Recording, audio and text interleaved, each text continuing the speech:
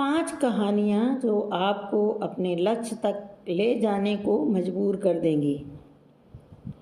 एक बार एक व्यक्ति ने महान फिलोसोफर सुकरात से पूछा कि सफलता का रहस्य क्या है। सुकरात ने उस इंसान को कहा कि वह कल सुबह नदी के पास मिले, वहीं पर उसके प्रश्न का जवाब मिलेगा।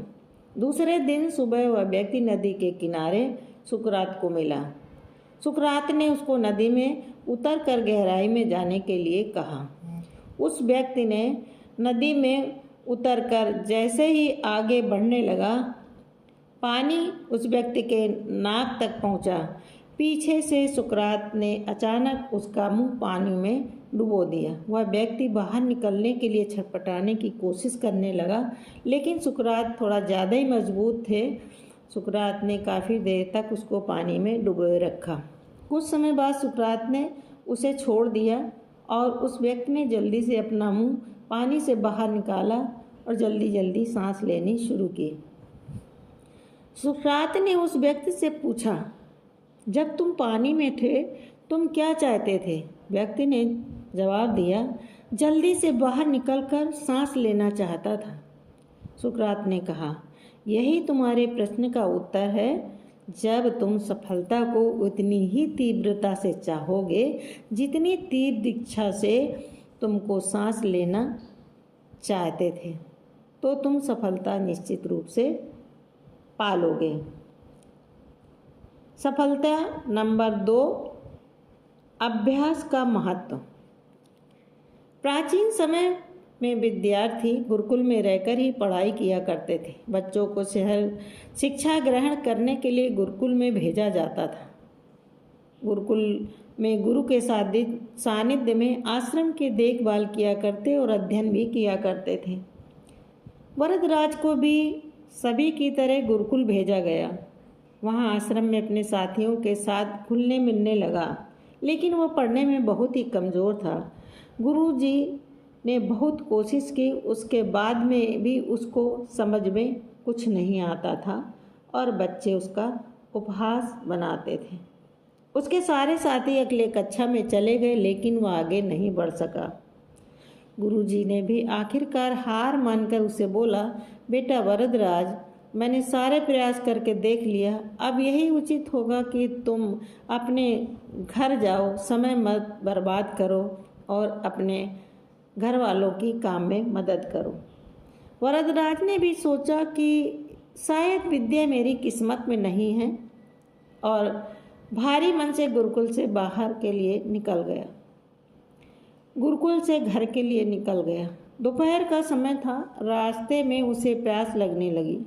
इधर उधर देखने पर उसने पाया कि थोड़ी दूर पर ही कुछ महिलाएं कुएं से पानी भर रही थी। वह कुएं के पास गया। वहाँ पत्थरों पर रस्सी के आने जाने से निशान बने हुए देखे। महिलाओं से पूछा, यह निशान आपने कैसे बनाया है? तो एक महिला ने जवाब दिया, बेटा यह निशान हमने नहीं बनाए। या तो पानी खींचते समय कोमल रस्सी के बार बार आने जाने से ठोस पत्थर पर भी ऐसे निशान पड़ जाते हैं। वरदराज सोच में पड़ गया। उसने विचार किया कि जब एक कोमल सी रस्सी के बार बार आने जाने से एक ठोस पत्थर पर गहरे निशान बन सकते हैं, तो निरंतर अभ्यास करने से विद्या ग्रहण क्यों नहीं कर सकता? वरदराज ढेर सारे उत्साह के साथ वापस गुरुकुल आए और अथक कड़ी मेहनत की। गुरुजी ने भी खुश होकर भरपूर सहयोग किया। कुछ ही सालों बाद यही मंदबुद्धि बालक वरदराज आगे चलकर संस्कृत व्याकरण का महान विद्वान बना, जिसने लघु सिद्धांत कौमुदी, मध्य सिद्धांत कौमुदी, सारस सिद्धांत कौमुदी, गीर्वाण पदमंजरी की रचना की। शिक्षा दोस्तों, अभ्यास की शक्ति का तो कहना ही क्या है, यह आपके हर सपने को पूरा करेगी। अभ्यास बहुत ज़रूरी चीज़ होती है, चाहे वो खेल में हो या पढ़ाई में हो। किसी और चीज़ में बिना अभ्यास किसी भी चीज़ में बिना अभ्यास के आप सफल नहीं हो सकते। अगर आप बिना अभ्यास के केवल किस्मत के भरोसे बैठे रहोगे तो आखिर में आपको पछतावे के सिवा और कुछ हाथ नहीं लगेगा।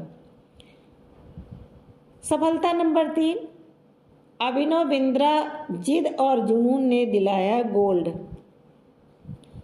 ओलंपिक में भारत को गोल्ड मेडल मिलने से हर भारतवासी खुशी से झूम उठा। बिंद्रा की जिद और जुनून ने उन्हें इस मुकाम पर पहुंचाया। बैंकॉक में हुए वर्ल्ड शूटिंग चैंपियनशिप में बिंद्रा की टीममेट रही इंटरनेशनल शूटर श्वेता चौधरी ने कहा कि बिंद्रा ने जो कहा वह कर दिखाया।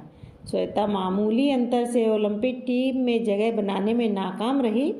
श्वेता ने बताया कि बिंद्रा ओलंपिक गोल्ड के लिए पिछले 4 साल से अनवरत मेहनत करते रहे थे। बिंद्रा ने जो कहा वह कर दिखाया। ऐसे बदली दुनिया। श्वेता बताती हैं कि एथेंस ओलंपिक के बाद अभिनव के व्यवहार में चेंज आया। एथेंस ओलंपिक में पदक न हासिल करने के बाद ही उन्होंने निश्चय कर लिया था कि वह अगला मौका बीजिंग ओलंपिक में नहीं गंवाएंगे। एक स्मरण सुनाते हुए श्वेता ने कहा कि बैंकॉक में वर्ल्ड चैंपियनशिप के दौरान जब भारतीय टीम के अन्य शूटर शाम को शहर घूमने गए थे, बिंद्रा जिम में एक्सरसाइज कर रहे थे। शायद अभिनव को एथेंस ओलंपिक में पदक नहीं जीतने का सदमा ऐसा लगा कि उनके व्यवहार में काफ़ी परिवर्तन आ गया। उसके बाद से वह रिजर्व रहने लगे। इसके बाद पहले वह साथियों के बीच आकर हंसी मजाक भी किया करते थे। इसके बाद जाकर लगातार विदेशों में प्रैक्टिस करते किया। श्वेता ने बताया कि बिंद्रा ने स्वयं ही अपने लिए प्राइवेट कोच, पदक लॉजिस्टिक या फिजियो नियुक्त किया था। इसके बावजूद छोटी प्रतियोगिताओं में उनके मेडल न जीतने पर भी कई बार उनकी आलोचना हुई थी, परंतु उनको जानने वाले जानते थे कि अभिनव में वह क्षमता है जो वक्त आने पर बड़ी प्रतियोगिता में अवश्य दिखेगा। उनका टारगेट ओलंपिक ही था। सफलता नंबर 4, भारत रत्न प्राप्त डॉक्टर APJ अब्दुल कलाम। अब्दुल कलाम का जन्म 15 अक्टूबर 1931 को तमिलनाडु के एक गांव धनुषकोडी में हुआ था। इनके पिता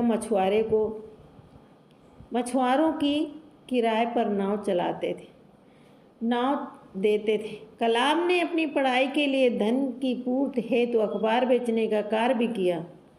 डॉक्टर कलाम के जीवन में अनेक चुनौतियों का सामना किया। उनका जीवन सदा संघर्षशील रहने वाले एक ऐसे व्यक्ति की कहानी है जिसने कभी हार नहीं मानी तथा देश हित में अपना सर्वस्व न्यौछावर करते हुए सदा उत्कृष्टता के पथ पर चलते रहे। 71 वर्ष की आयु में भी वो अथक परिश्रम करते हुए भारत को सुपर पावर बनाने की ओर प्रयासरत रहे। भारत रत्न डॉक्टर अब्दुल कलाम भारत के 11वें राष्ट्रपति बने। वे भारत रत्न से सम्मानित होने वाले तीसरे राष्ट्रपति हैं। भारत की मिसाइल मैन कार्यक्रम के जनक डॉक्टर कलाम ने देश को अग्नि एवं पृथ्वी जैसी मिसाइलें देकर चीन एवं पाकिस्तान को इनकी रेंज में लाकर दुनिया को चौंका दिया। एक बार एयरफोर्स के पायलट के साक्षात्कार में 9वें नंबर पर आने के कारण वे बहुत कुंठित हुए थे। उन्हें निराश होना पड़ा।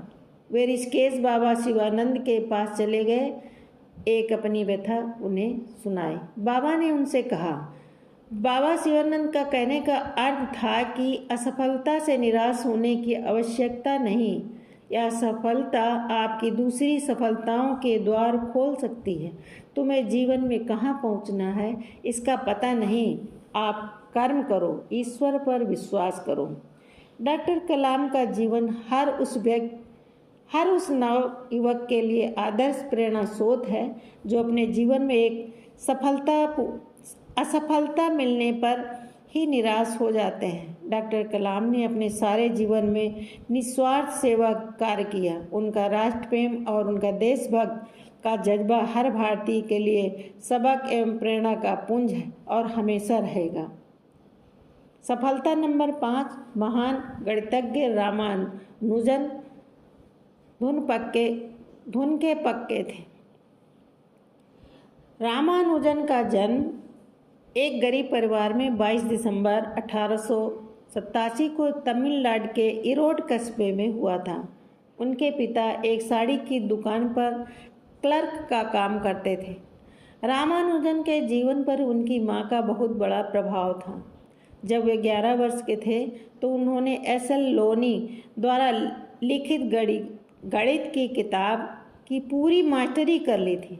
गणित का ज्ञान तो जैसे उन्हें ईश्वर के यहाँ से ही मिला था। 14 वर्ष की आयु में उन्होंने मेरिट सर्टिफिकेट एवं कई अवार्ड मिले। वर्ष 1904 में जब उन्होंने टाउन हाई स्कूल से स्नातक पास की तो उन्हें के रंगनाथ राव पुरस्कार प्रधानाध्यापक कृष्ण स्वामी अय्यर द्वारा प्रदान किया गया। वर्ष 1909 में उनकी शादी हुई। उसके बाद वर्ष 1910 में उनका एक ऑपरेशन हुआ। घर वालों के पास उनके ऑपरेशन हेतु पर्याप्त राशि नहीं थी। एक डॉक्टर ने उनका मुफ्त में यह ऑपरेशन किया था। इस ऑपरेशन के बाद रामानुज नौकरी की तलाश में जुट गए। वे मद्रास में जगह जगह नौकरी के लिए घूमे। इसके लिए उन्होंने ट्यूशन भी किए। वे पुनः बीमार पड़ गए। इसी बीच वे गणित में अपना कार्य करते रहे। ठीक होने के बाद उनका संपर्क नेल्लोर के जिला कलेक्टर रामचंद्र राव से हुआ। वह रामानुजन के गणित में कार्य से बेहद प्रभावित हुए। उन्होंने रामानुजन की आर्थिक मदद भी की। वर्ष 1912 में उन्हें मद्रास में चीफ अकाउंटेंट की ऑफिस में क्लर्क की नौकरी भी मिल गई। वे ऑफिस का कार्य जल्दी पूरा करने के बाद गणित का रिसर्च करते रहते थे। इसके बाद वे इंग्लैंड चले गए। वहाँ उनके कार्य को खूब प्रशंसा मिली। उनके गणित के अनूठे ज्ञान को खूब सराहना मिली। वर्ष 1918 में उन्हें ट्रिनिटी कॉलेज कैम्ब्रिज का फेलो चुना गया। वह पहले भारतीय थे जिन्हें इस सम्मान के लिए चुना गया। बहुत मेहनती व धुन के पक्के थे। कोई भी विषय, परिस्थिति, आर्थिक कठिनाइयाँ, बीमारी एवं अन्य परेशानियाँ उन्हें अपनी धुन से नहीं डिगा सकी। वे अंततः सफल हुए। आज उन्हें विश्व के महान गणितज्ञों में शुमार किया जाता है। 32 वर्ष की छोटी उम्र में ही इस प्रतिभाशाली व्यक्ति का देहावसान हो गया। दुनिया ने एक महान गणितज्ञ को खो दिया।